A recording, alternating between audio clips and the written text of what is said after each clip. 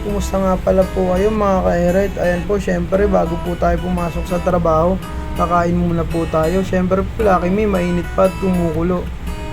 At syempre po, hindi mawawala itong paborito nating bahaw.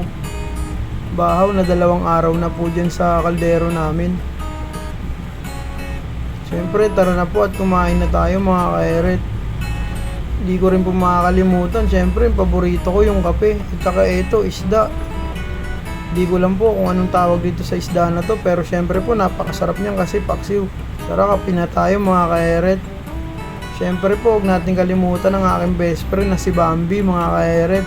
Napakabait talaga niya, kaya lagi ko po siyang binibisita dyan sa kulungan niya. Ayan na po, syempre maglalakad na po tayo papunta na sa ating trabaho. Ito nga pala po yung bago kong kotse. Joke lang po, wala naman ako nun. Syempre, papasok na po tayo dito sa ating munting negosyo, kaya syempre po tara na mga ka-Eret at nakabukas na to. Aba, na-surprise ako dun andito na si Kuya Jay oh. Aba, at may customer pa. Maraming salamat po at may customer na agad kami ngayong araw na ito. Binoblower na nga pala ni Kuya Jay. Syempre, ang galing talaga ni Kuya Jay. Syempre mga ka-Eret, delikado ang i-re-ribbon ko ngayon kasi po napaka may color po siya. Ang ibig ko pong sabihin, yung mga ganito pong texture talaga pong tinatanggihan daw po siya sa mga salon na pinupuntahan niya. Ayaw daw pong i-ribbon ang buhok niya ng ating customer, tinatanggihan daw siya. Sabi, Brazilian lang daw po, treatment lang daw muna. Pero syempre mga ka-Eret, dahil mayabang po ako, ire-ribbon ko po to. Ire-ribbon namin to ni Kuya Jay. At syempre po mga ka-Eret, sabi ko kay Madam, tiwala lang at may tiwala naman daw po siya. Ayan nga po mga ka-Eret, ina-applyan ko na po siya ng number 1 o pang ribbon.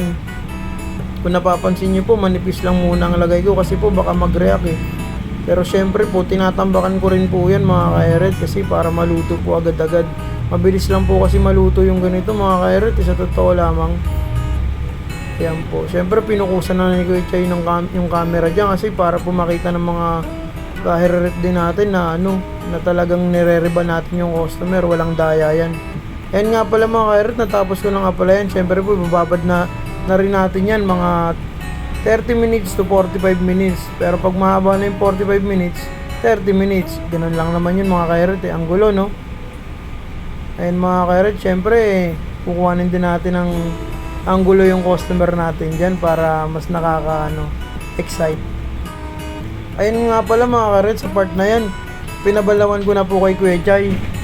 Syempre po, gustong-gusto na namin makita yung yung resulta ng gawa namin ni Kuya Jay. Ayan po, syempre ginagalingan ni Kuya Jay yung pagbabanlaw. Tsaka nga pala mga ka-Eret, bago po namin tuyuin yung customer, ang ginawa namin, kakain muna po. Pati customer po natin, syempre po papakainin natin kasi alam nga naman pong hindi natin siya alokin.